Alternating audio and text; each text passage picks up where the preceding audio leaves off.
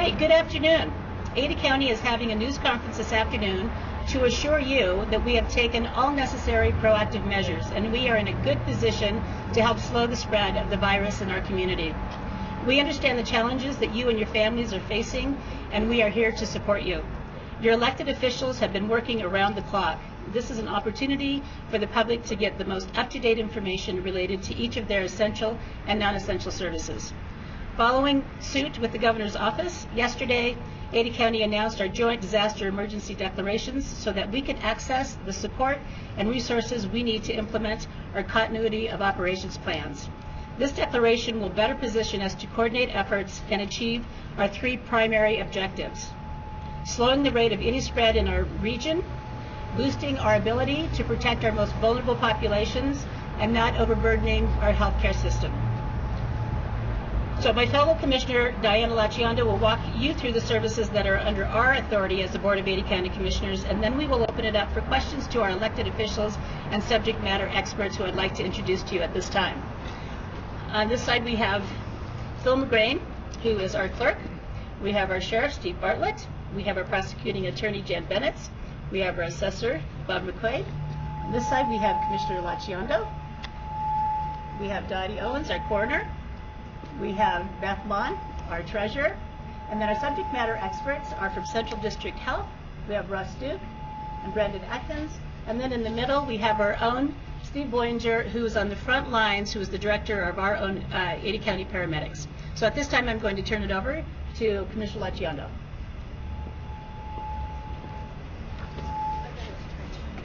Thank you so much. We're getting a little bit of feedback. There you go. Thank you. County government serves as the backbone of your public safety system. As Commissioner Kenyon noted, we put measures into place to ensure public health during this time. Here at the courthouse, our prosecutor, public defender, clerk, and sheriff have been working as a team to comply with the Supreme Court order to limit non-essential cases. As a board, we are working in partnership with that order and our fellow elected officials to limit public access to this building.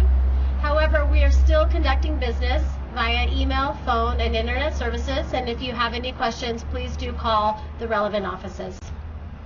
Our frontline first responders at the Sheriff's Office and Ada County Paramedics are working together with our Ada County Office of Emergency Management and Community Resilience.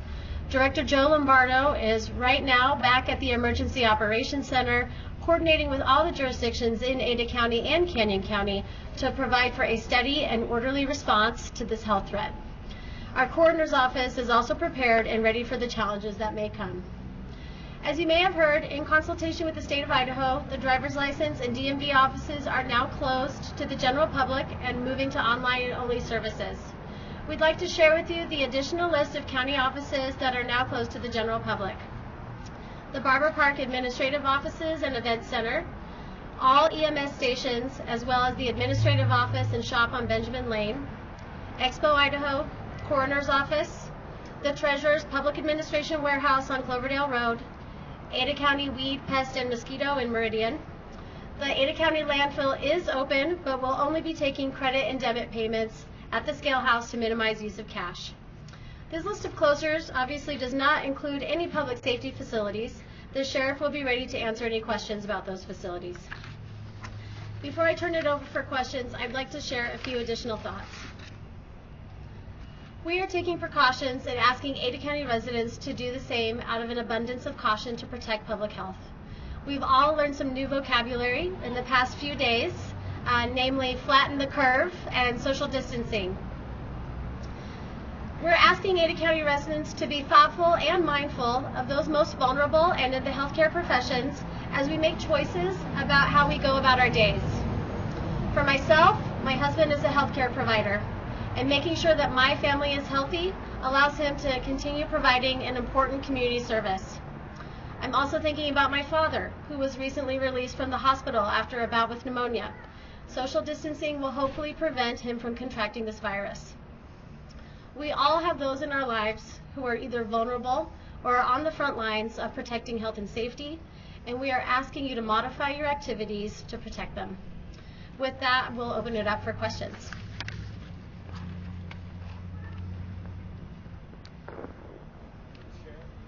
Will any of your risk policies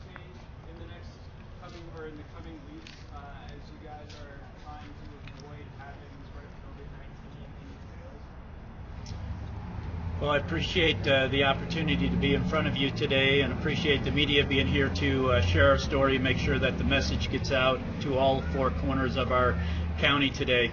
The question was, are any of our police procedures going to change over the next little while we're identifying what those threats may be? At this time, none of those procedures are going to change as far as our policing practices. However, you may see some of our report cards being transitioned over to phone calls. And so if you have a call that comes in on a low priority call for service, you will be receiving a phone call from one of our patrol deputies while they're en route to that call for service. And if we can manage that over the phone, we'll be doing that. But at this point, we'll still be responding to all of our necessary calls for service into our dispatch center.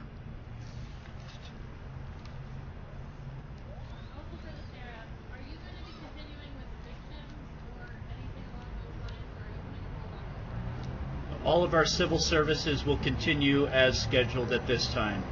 We're really looking at identifying those groups as our federal and state partners in now county have come on board of finding those groups that would be 10 or more people. As long as we can identify those up front, we'll continue to do business as normal. Yes, sir.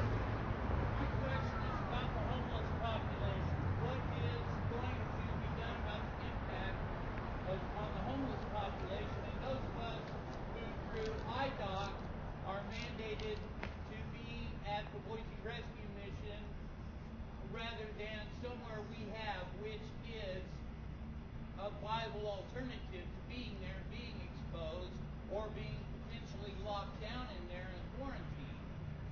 So we have been working in close consultation with the City of Boise and with all of the shelter systems and with public health at Central District Health to discuss alternatives to ensure public health and safety at our shelters and other vulnerable populations.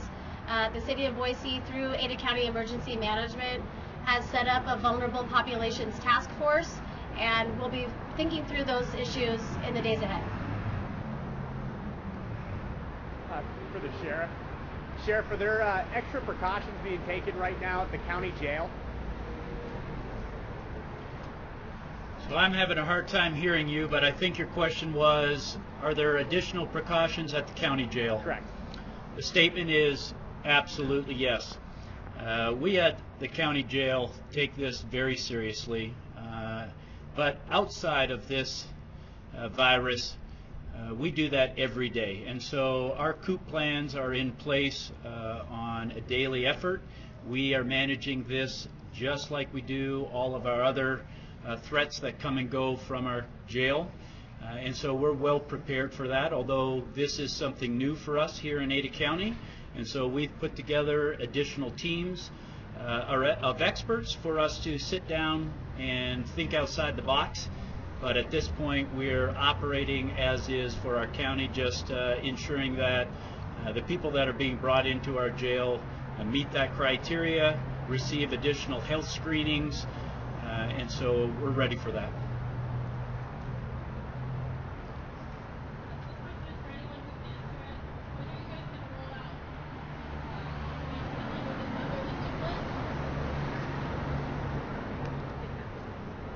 Thank you.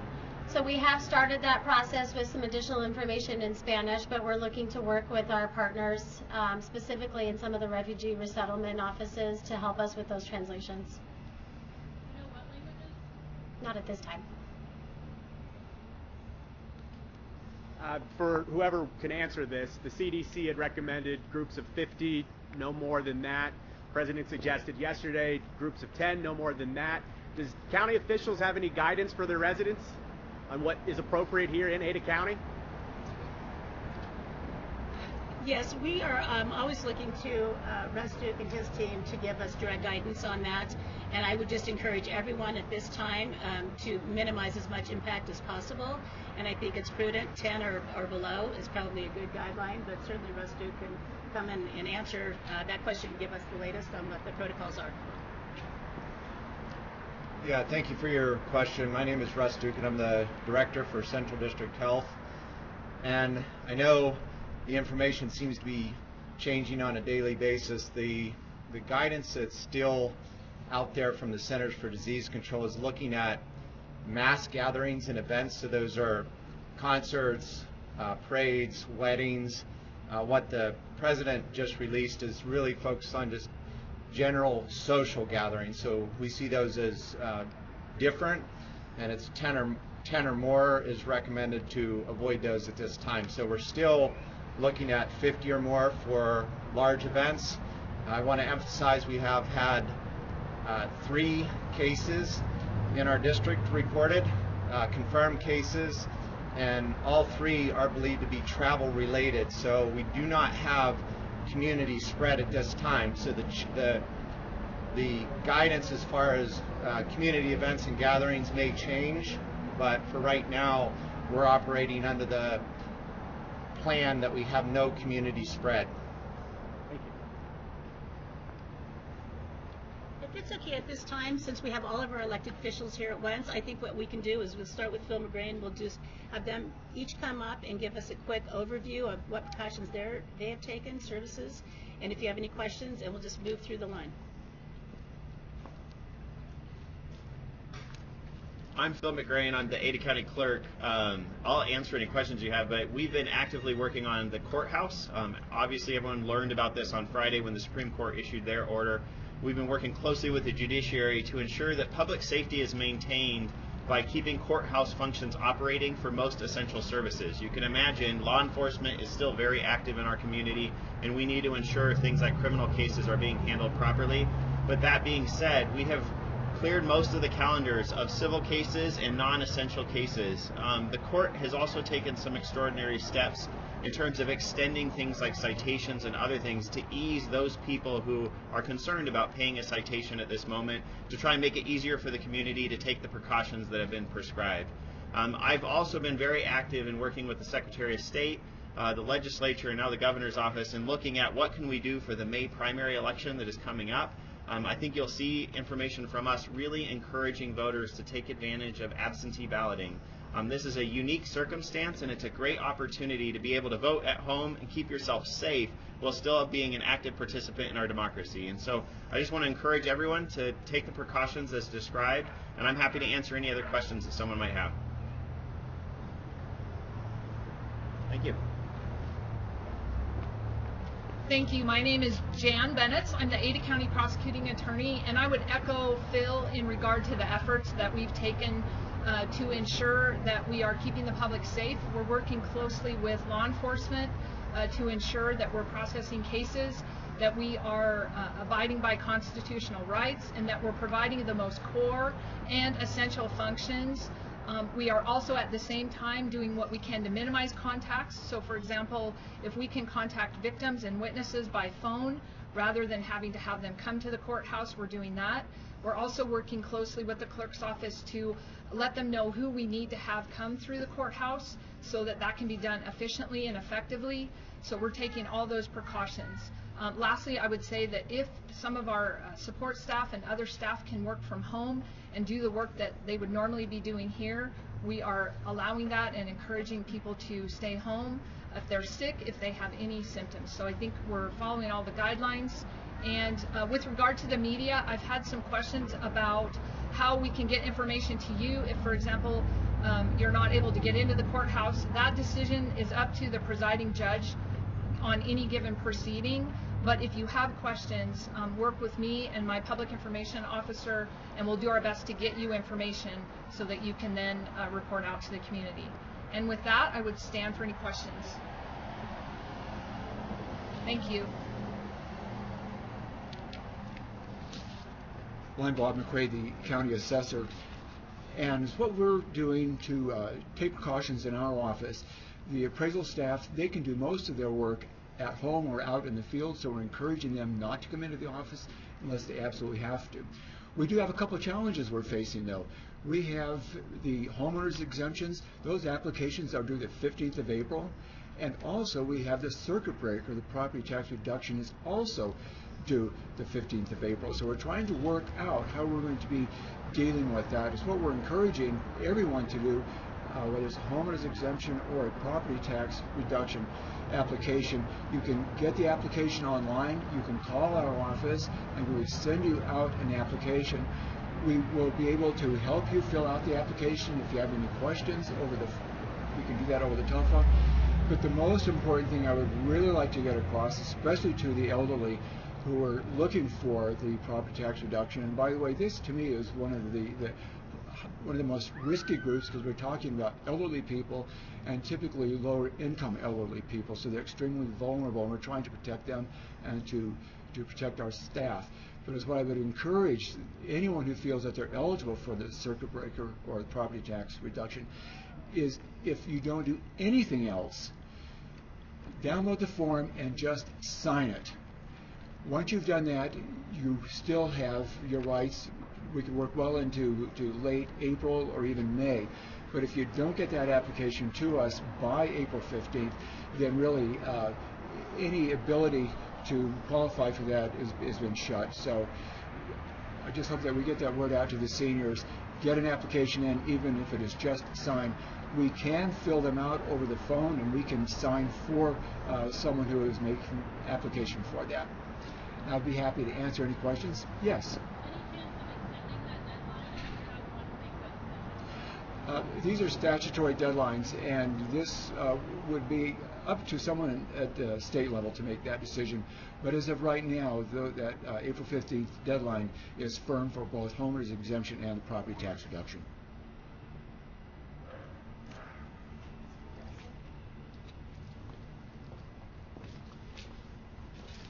Good afternoon. My name is Dottie Owens. I'm the Ada County Coroner. Our staff has had years of training when it comes to these types of infectious cases, so they are handling things internally appropriately. Year to date, we have actually tested 3 suspected Corona-19, and all 3 have come back negative. So we are coordinating with EMS and law enforcement on scene so that we are able to protect everyone when it comes to these type of cases. Currently, we are going to continue to service our 36 jurisdictions throughout the state. However, we are going to limit anything infectious to their county and guide them in how to obtain the appropriate testing. I'll stand for questions. Thank you.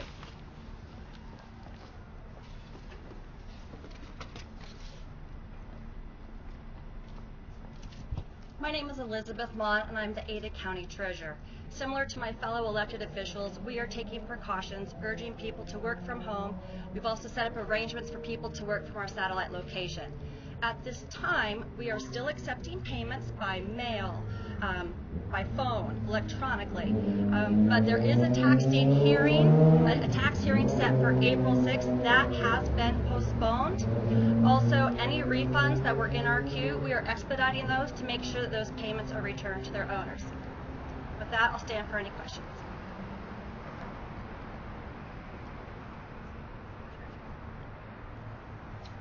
Well, good afternoon again. My name's Steve Bartlett, and I get the absolute privilege to be your Ada County Sheriff. I get to work with a lot of law enforcement in the Treasure Valley, our fire and EMS. I just want to assure you that all of our partners are working very well together, not just from the Sheriff's Office, but also all of our police department partners as well. All of our functions in our offices are still open, with one exception. We made the decision late last evening to close our driver's license office at 5:30 out of the recommendation of the gathering numbers. And so on any given day, you can imagine that our driver's license office has 500-600 people coming and going out of there, with a high number of 1,100-1,200 people. And so all of those people are sitting in the same waiting room, and so we've decided to close that for the duration of March. We will reevaluate that with the guidance and input of our county commissioners, and we will keep you posted. I strongly encourage all of our citizens in Ada County to follow the Sheriff's Office on our Facebook page, on our Twitter page, and also on our blog. You can get all of that off of the website, but that's where we will be breaking all of our local and current news for the Sheriff's Office, and so follow us there. And with that, I would stand for any questions that you may have in addition for myself. Yes, sir. This might be a question for you or potentially for Mr. Duke, but is there a timeline or set of benchmarks for reopening the driver's license office or the courthouse? Well, I would pass that off to the health department. Just from our standpoint, we're following those guidelines of those 14 days. Once we evaluate that at the end of that time period, we will see where we're at, but I would ask the health department to comment on that. Name's Russ Duke, Director of Central District Health. So we don't have a specific plan in place. I realize that there's a lot of precautions being taken in the community, including with our schools, and we're just going to have to evaluate how this, basically how it plays out, and we'll continue to work closely with the State Division of Public Health and the Centers for Disease Control to look for further guidance. And that's one of the roles that we have at Central District Health, is making sure the public is informed with factual information, and that information is at cdh.idaho.gov. So that's a great resource to get up-to-date factual information on public health advice that we're providing to our community, including business, public, and private community. So on the courthouse, the Idaho Supreme Court order was through April 10th. So I'm assuming that they will evaluate. I do know that we're evaluating this on a daily basis, if not hourly. So that is always subject to change, but the current order indicates through April 10th for the courthouse. And although Steve Boinger is an elected official, we thought it would be very important for him to be here today, as he's on the front lines, director of our paramedics team. So at this time, I'd like him to come up and say a few words and stand for questions. Hello, I'm Steve Boinger, the director of Ada County Paramedics. The women and men of Ada County Paramedics and our partner agencies, the fire departments, are truly the front lines in this health crisis. At this time, our primary stress for the importance of our people is keeping them safe, because we need healthcare providers to remain safe. So the public may notice an increasing use of PPE, masks, goggles, gowns on just regular routine calls. That's not because we suspect that there's a COVID virus necessarily. It's because we want to keep not only our people safe, but keep the citizens of this county safe. At this time, all our responses are normal per our standard 911 protocols, but we're in daily talks through our emergency management office for different scenarios in terms of having limited staff or an overwhelming number of calls, but we're working daily to develop those plans, and like most of the people who have stood up here today have said, that's a relatively moving target for us. But we do have incredible relationships with all of the fire departments and all of our partners in Canyon County, so that we have a multi-county approach for this crisis. I'd stand for any questions, specific questions you might have. All right. Well, once again, I really want to thank our elected officials for being here today. They are really, truly leaders, and you can be confident in their abilities. I have seen them work tirelessly around the clock every single day, including the weekends. So feel confident that we're here for you.